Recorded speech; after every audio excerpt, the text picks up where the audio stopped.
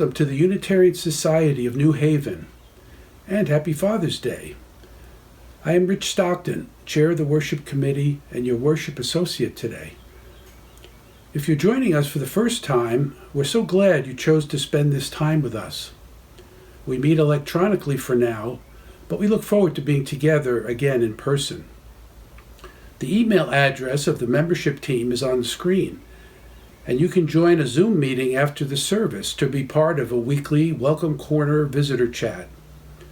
And you can always visit our website, usnh.org, to find out more about us. This is a congregation that believes Black Lives Matter, that every person has the right to affirm their own gender identity, that all people are inherently worthy.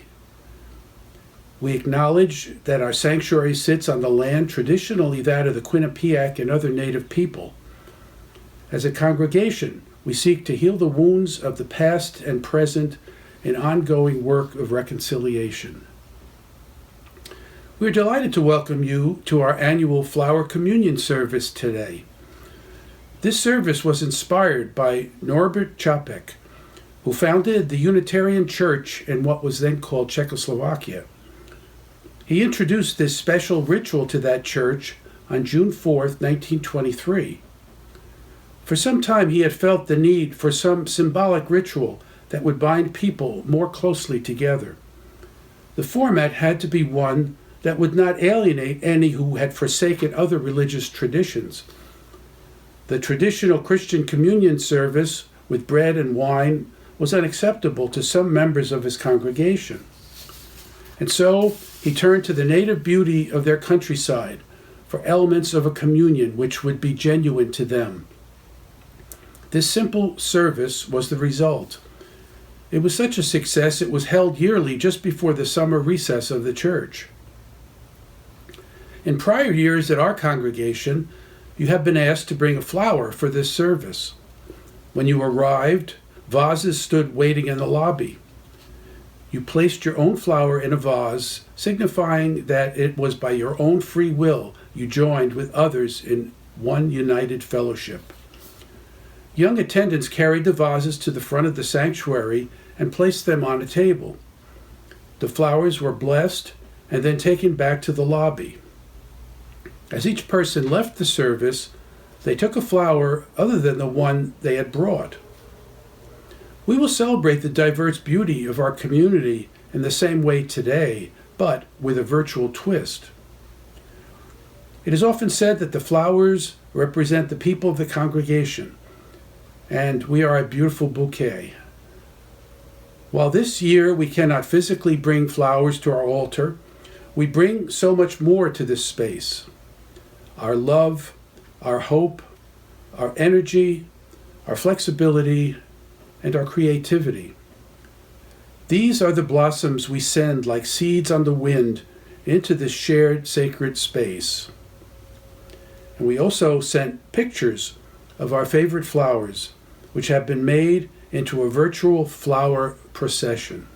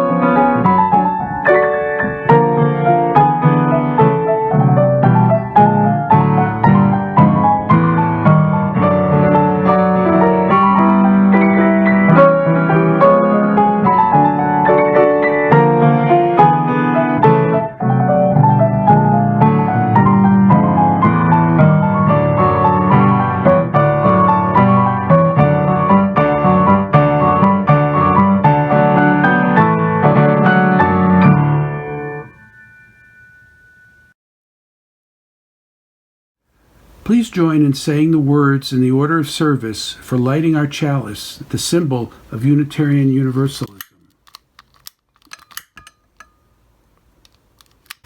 Within the heart of the flower, the fountain of beauty. Within the heart of the community, a fire that warms and dances. Within the heart of each of us, a spark of the spirit of life.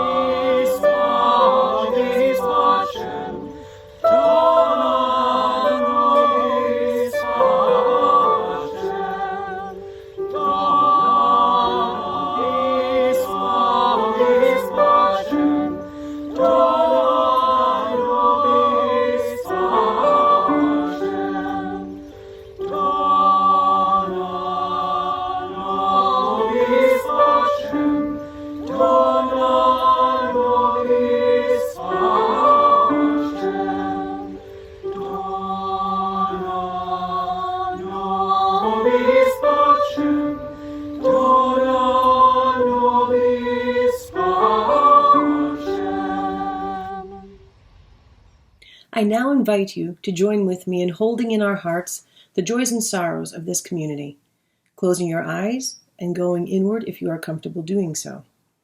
Today, some woke with a sorrow so great they ask for the help of this community to carry it. Others woke with a joy so great it must be shared. I will now read some of the joys and sorrows that have been shared with our community. Tom Harden is back in the hospital with COVID-related complications. Please hold Tom in your hearts and prayers. You may contact Jamie at office@usnh.org for an address to send cards. June Schaefer is currently hospitalized. She is hoping to be back home soon. Please keep June, David, their daughter Margaret, and other family and friends in your thoughts and hearts. Cards to their home would be very much appreciated. Bill Goward is moving from assisted living back to his beloved old house in Clinton. He will share his home with his grandson Shane. Memories will be better there. For the joys and sorrows that haven't been spoken, but which remain in the silent sanctuaries of our hearts, we bear witness. These are ungrounded times. Like flower seeds on the wind, many of us find ourselves floating, unsure, facing a rapidly changing, unfamiliar world. Let us then enter a time of meditation and centering. Let us, as we feel comfortable, close our eyes and see ourselves, imagine ourselves, landing in a new place, a place rife with possibilities. Let us feel ourselves connecting, putting down roots, unfolding leaves, finding stillness even as we grow and stretch ourselves outward, while holding an awareness of all that needs to happen within ourselves to keep ourselves thriving. As we grow and seek the light and nourishment for our souls, we find ourselves yearning for community in so many ways. We find ourselves remembering. Our congregation is an essential part of that community. It is a field of flowers, one field in a larger tapestry of growth. We take time here and now, as we do each year, to bring into sharp focus in our mind's eye all of the people who make this place so much more than just a building, a pulpit, a social hall. We let the faces of all of those who have inspired us this year by their work on shared worship, on a committee, on a task force, in leadership, on a teaching team, in classes, in a small group, and in the other myriad facets of congregational life. We recall words that have inspired us, words that have challenged us, words that have caused us to stop and reflect. We recall moments that have made us feel deep gratitude, deep connection, deep inspiration, and deep love. As we share silence today, I invite you to take a moment to let that deep appreciation flow out of you and into the world around, so that the flowers of our beloved community may bask in love and gratitude. Feel free to say out loud the names of those who have filled you with this deep connection today. May all who have worked this year to make USNH a more welcoming spiritual home, may all who have shown up, who have participated, who have reached out, may you all feel loved and know that in this sacred, silent, shared moment, we are saying your name.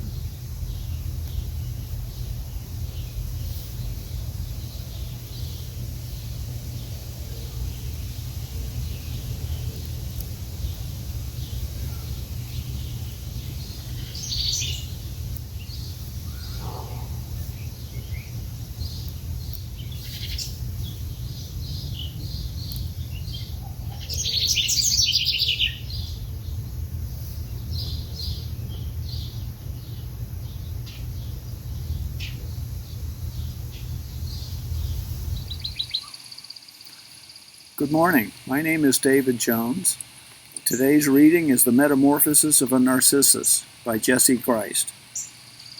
A single flower stood alone, while blades of grass around lay prone. Said the flower, "There will never be another flower quite like me. My beauty is astonishing. It is the very song you sing." "Hush," whispered a buzzing bee, "and answer me these questions three.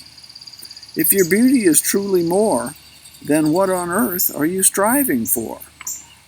Can you say you're truly worth more than the rain and soil of earth? Tell me, flower, where would you be, if not for bird and buzzing bee?" The flower drooped her petals down, felt her roots spread underground, felt the sun call her to rise, to look around and empathize with all that comes together to make her grow and live anew. 1,000 flowers, 1,000 trees, and seeds aloft on summer's breeze, she finally saw that beauty and bliss spring from interconnectedness. A single flower, no more alone, for all around her are her home. Thus ends the morning's reading. You may not be able to contribute in person, but we still need your offering more than ever to support the ministries of this congregation in these tough times. While you listen to music, You can go to the address listed here or go to our website, usnh.org. Your contributions are gratefully received.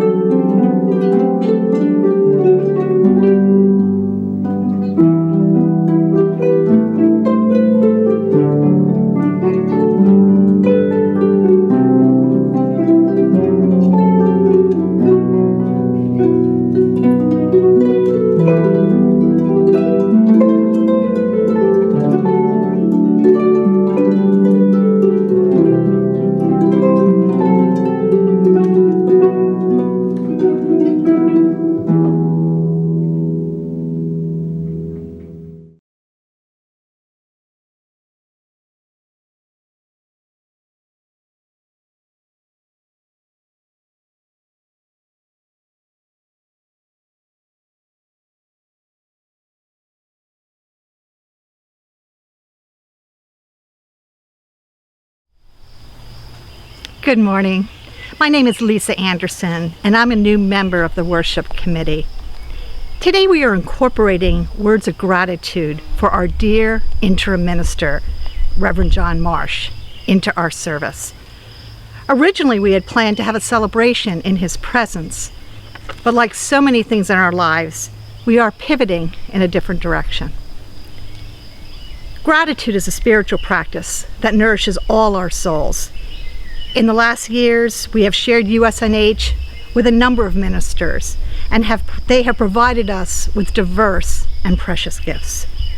Yes, it has been difficult to switch into different ministries, and some, including John's, ended sooner than we anticipated. We have, however, received a rich bouquet of experiences, and now I want to reflect back your words on the many, many ways Reverend Marsh nourished us this year. As you know, I agreed to gather your words of gratitude to share with Reverend Marsh and his family. I heard from so many of you, new members, quote, old members, and our staff. The common thread was a deep appreciation to Reverend Marsh. You noted his wise counsel, compassion, support, and leaderships at times of personal loss and as we moved into this new world of the pandemic. Many of you found him wise, supportive, funny, good-hearted, and creative. Samuel King, a new Yale Divinity student, appreciated John's welcoming him to USNH, inviting him for a family dinner, and serving as his mentor. Sam writes that he will miss, quote, the wisdom of his sermons and his gentle, compassionate, uplifting presence. John's welcoming presence was echoed by other new members. John was also beloved and deeply appreciated by our staff. They spoke of his steady, calm, and thoughtful contributions to their work. And finally, many of you lifted up how much you enjoyed Allison and Daniel's company and participation in the life of our community. We will miss Reverend Marsh, Allison, and Daniel and wish them every happiness in the next chapters of their lives. And now you'll hear from Nancy. Good morning. My name is Nancy Apfel, and I'm going to be reading to you a letter that Al Bosch and I have written to Reverend John Marsh as a tribute to him and to his time with us. Dear Reverend John, your ministry during this year of transition has been such a gift to all of us at USNH. You arrived late last summer to find that many of us were still anxious from our past experiences of interim ministry. And some of us felt hurt by the decision of Reverend Megan to take a different path after a relatively short ministry with us. However, your reassuring and caring presence has helped us to let go of these anxieties and hurts. You have accomplished this by emanating a calm warmth and an acceptance of who we are with all of our flaws. You brought out the best in us. You've shown us how to be more independent and self-reliant in our work together, encouraging those of us on the board and other leadership positions to take the lead and to figure out the best way to handle things. You would step back, not spelling out what we should do. However, we knew you were there with your wisdom to help us when we needed it. This excellent preparation will help us to warmly welcome and work effectively with our new minister. You brought us something else, a spark of joy and fun. Laissez les bons temps rouler, let the good times roll, was one example of the fun you encouraged us to have on Mardi Gras. We will never forget you in the kitchen cooking up Mardi Gras specialties for us. You have a wit and a sense of humor that is delightful. Your sermons are deeply thought-provoking, spiced with that wit. A lover of Shakespeare, you graciously opened your home for groups of us to study and ponder Shakespeare's wisdom with you. We were just settling in and feeling that things were going to be just fine when COVID-19 arrived and we had to close the building.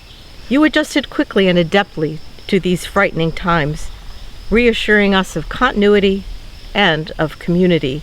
You adapted to remote ministry, working with a team of us to develop inspiring services. You creatively explored the possibilities of this type of service, showing a talent for the dramatic. Your messages to us were profound, helping us to manage this stressful time. You also guided and encouraged us to reach out to each other during this time of spatial separation. As president and vice president during this past year, we were in a unique place to be able to experience your support and guidance for us. We appreciate the thoughtful attention you bring to all situations, and we have learned from your example excellent lessons in leadership. Thank you for this and for so much more. Thank you, John, for being the best possible interim minister to us in a very troubling world and time. In a matter of months, we've come to love you and your dear family, Allison and Daniel. We miss you very much. We are so sorry that you've had this health crisis. May your recovery be steady and sure, and know that you are much loved.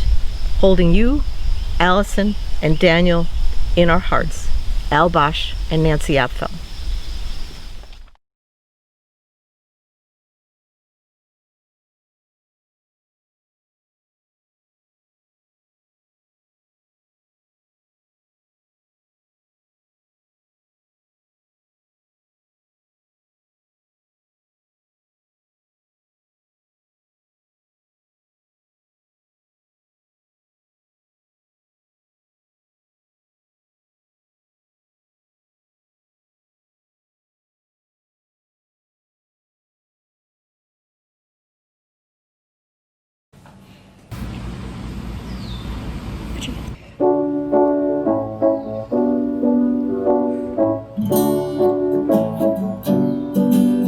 Well, if you want to sing out, sing out. And if you want to be free, be free. 'Cause there's a million things to be, you know that there are. And if you want to live high, live high. And if you want to live low, live low. 'Cause there's a million ways to go, you know that there are. You can do what you want. The opportunity's on. And if you find a new way, you can do it today.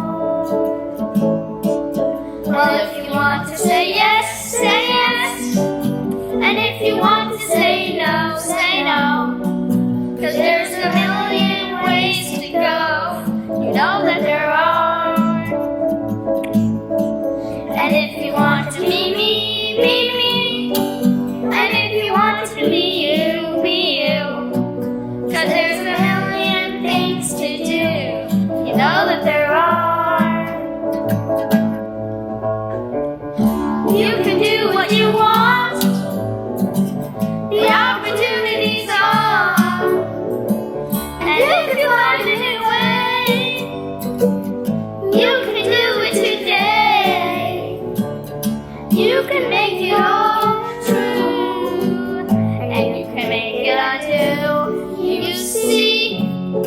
Ah, it's easy. Ah, you only need to know.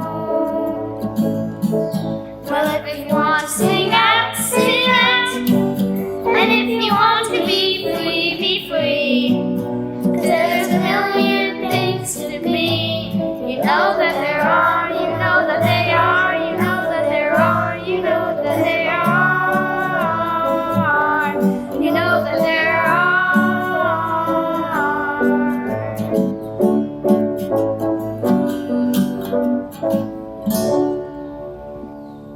Great job, everybody.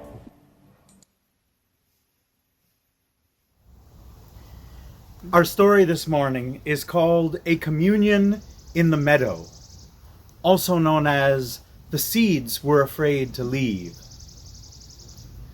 Not too far from here, near a slow flowing river, there is a stunning meadow with sloping hills, singing birds, buzzing bees and butterflies, and a collection of flowers unlike any other in the world.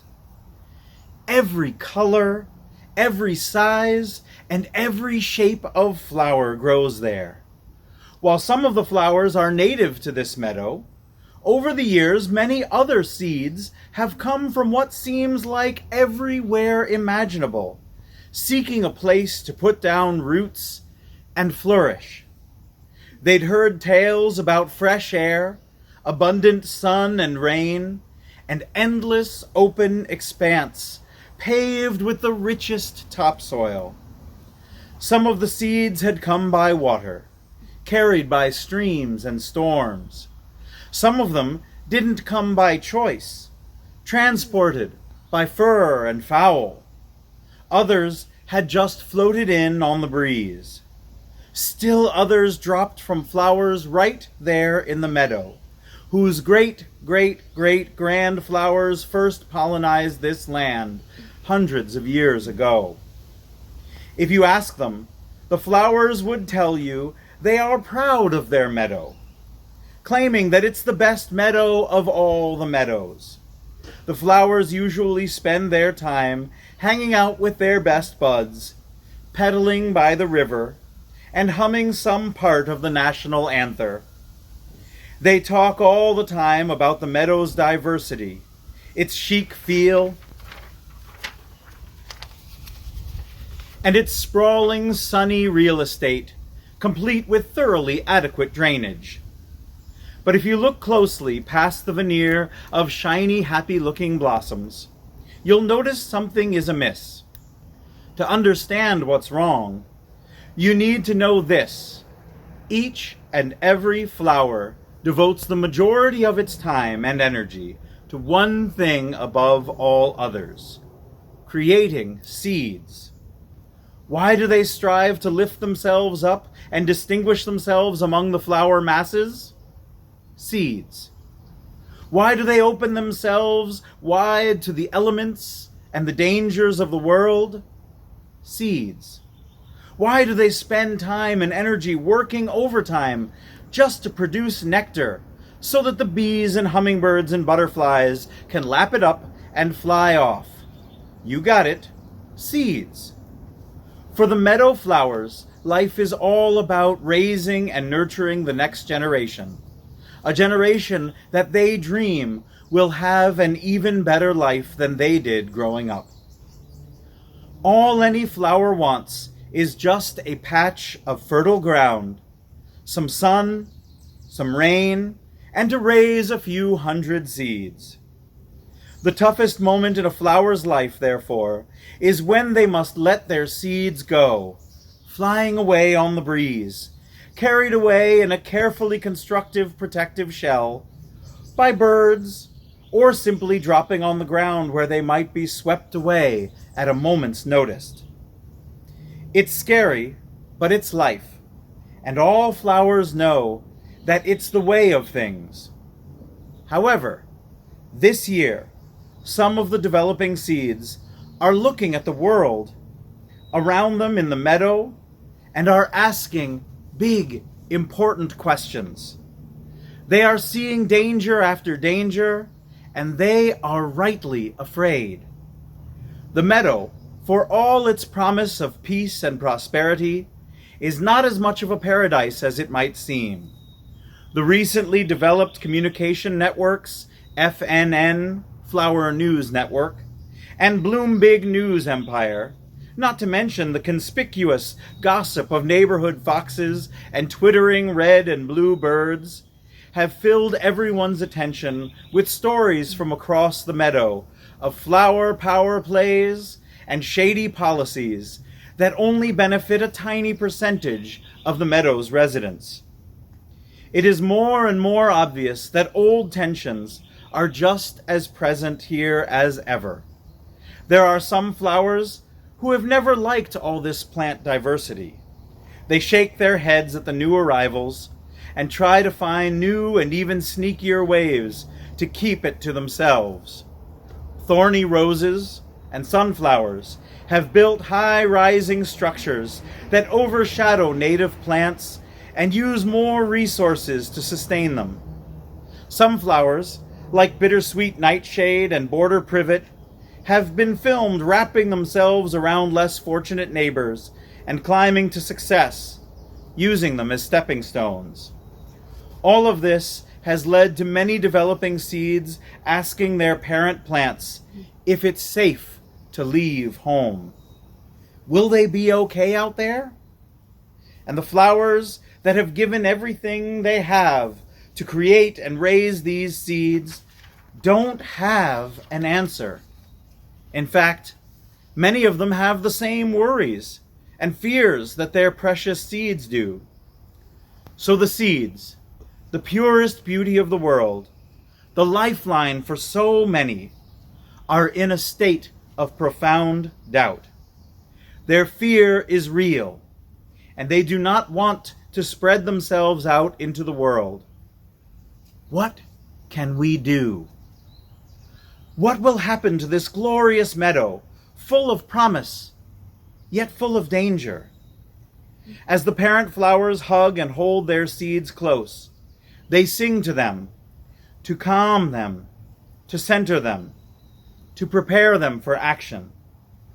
Before we proceed with the story, let us sing to them as well, to let them know that we too hold them, protect them, and are with them.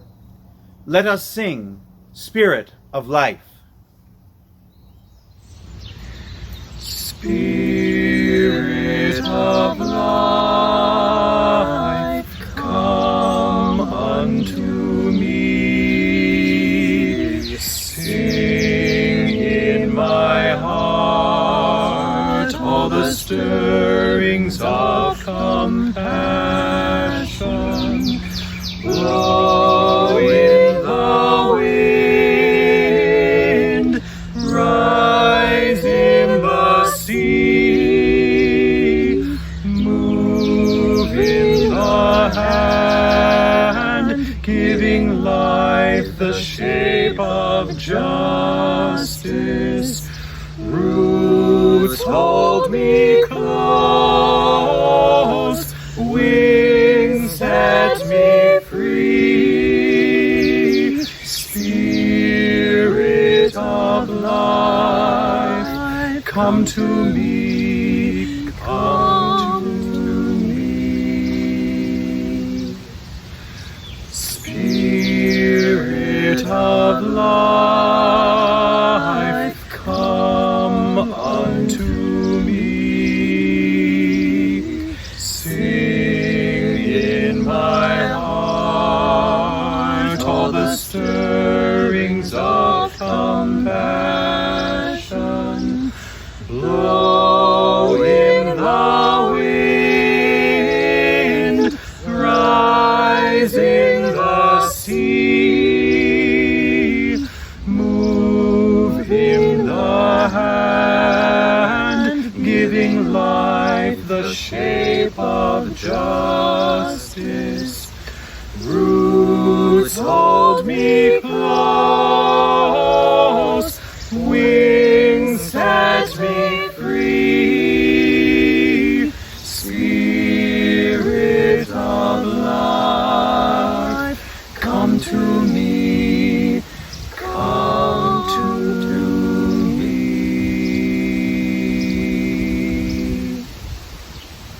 When we left our story, the flowers of the meadow were facing a tough challenge, one of the toughest challenges they'd ever faced. The young seeds who were usually eager to fly and leap from home to grow the beauty of the world were scared and uncertain. Their parent flowers were also scared and uncertain. Some felt a deep stirring inside. They began to recognize that they were acting out of fear. Brave flowers began to speak up, and soon a great many of the flowers agreed that fear should not keep them from living their lives or limiting the lives of others. Something needed to change. Change in the hearts of one flower or a few was good, but would do little to make life better for all. And that's just what had taken hold, a commitment to making life better for all. The flowers, living in the shadow of others, needed to raise their voices. The flowers that soaked in the sun needed to see how they had an unfair advantage, even if they didn't mean to hurt anyone else. The vines needed to recognize how climbing towards the light by wrapping around the stems of others was hurting them. It was hurting everyone. In the past, certain groups of flowers had come together to ask for things to be different, and this had led to some things shifting. But this time, bigger change was needed, a transformation, the kind of systemic change that sticks and is deep and doesn't fade away when the grow light gets bored and shines on other issues. For this to happen, the work of change needed to come from the meadow's inhabitants and be embraced by all. But how? The flowers turned to the same force for change that their parents and grandparents and ancestors had turned to in times of need: community. To each other. They began to band together. Messages went out across the width and breadth of the meadow, spread by leaf book, stigmagram, and other floral media, calling for justice, calling for equity, calling for equal access. There was, of course, resistance. There were some sunflowers and roses who did not want to acknowledge their advantage and had their own fear about what they would lose if things changed. But bit by bit, as the floral community came together, things did begin to change. Safe zones were created where flowers could take root and grow, knowing that there were others who would shield them from oppression. Vine regulations were examined and updated, and the vines themselves received training on how to climb safely and respectfully. Not everything turned out perfect, mind you. Lasting change takes time, and getting nearly everyone to agree can be a huge deal. There will always be some who try to fill in more space than they need, and who will do their best to keep others in the shadows. But in this meadow, on this day, the community did something that no one flower could have done alone. They created a space that was safe enough for the seeds of the next generation to take the leap of faith that was necessary to blossom into hope, and hope in turn to blossom into change. They believed in themselves, that they were in fact the beauty and salvation of the world, and that their lives mattered. Community did that. It always does. Listening to this story, I realized something. When we come together in the sanctuary each year for the flower communion, we take the singular beauty and singular complexity of a single flower and multiply it by the staggering radiance of hundreds of flowers. What a sight it is! What a dazzling garden we are when we come together in community. We end our ritual by taking a different flower home with us, to once again refocus on the complexity of individuals working together. But this year, we are already home. We never came together. What does this mean for the flower garden that is the Unitarian Society of New Haven? Perhaps this is a blessing in disguise. Perhaps this year, Our communion of flowers is meant to be bigger than the USNH community. The wider meadow of our world is reeling. Disconnection, distrust, and division among our neighbors is rampant. But we have the opportunity to reinvent what connection means. We have the opportunity to reinvent and reinvigorate what community means. Perhaps it's time to reinvent this communion. We have the power to help make the meadow of USNH, the meadow of Southern Connecticut, the meadow of the United States, and in fact, the meadow of the entire world, a place where everyone is empowered to put down roots, where everyone can send the seeds of tomorrow forth from home without fear for their lives. We have this power, and it is the communion of this day to move this land towards justice, to move this land towards equity, to move this land towards harmony. May it be so, and may we make it so. Please join in saying the words for extinguishing our chalice. We extinguish this flame, but not the light of truth, the warmth of community, or the fire of commitment. These we carry in our hearts until we are together again.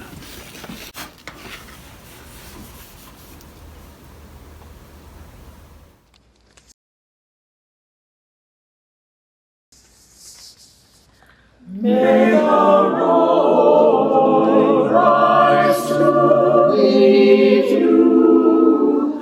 May the wind be always at your back. May the sun shine warm upon your face.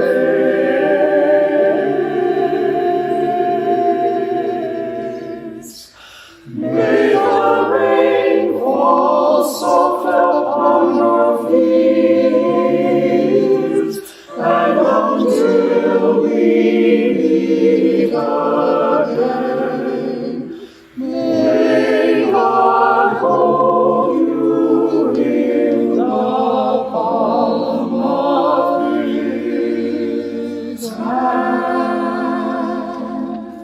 May the road rise to meet you. May the wind lift at your back. May the sun shine warm upon your face.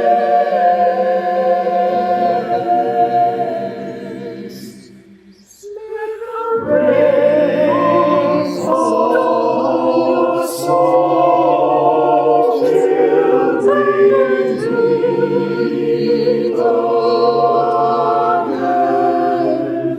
May God hold you in the palm of His hand.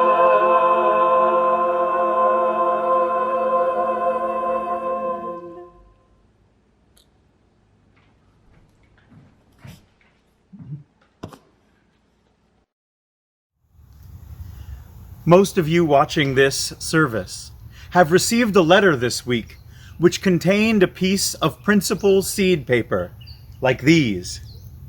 You were asked to soak this paper overnight last night and to have it ready for our flower communion rite. That time has now come. I invite you to have your principal seed paper with you now. If you don't have one, please feel free to plant seeds that you may have, to go get a house plant or a flower, or to simply imagine yourself planting seeds along with us until you are able to do so in the future. Are you ready? Here we go. First, we will bless these seeds with words from Reverend Chapek himself. Infinite Spirit of life, we ask thy blessing on these, thy messengers of fellowship and love. May they remind us amid diversities of knowledge and of gifts to be one in desire and affection and devotion to thy holy will. May they also remind us of the value of comradeship, of doing and sharing alike. May we cherish friendship as one of thy most precious gifts.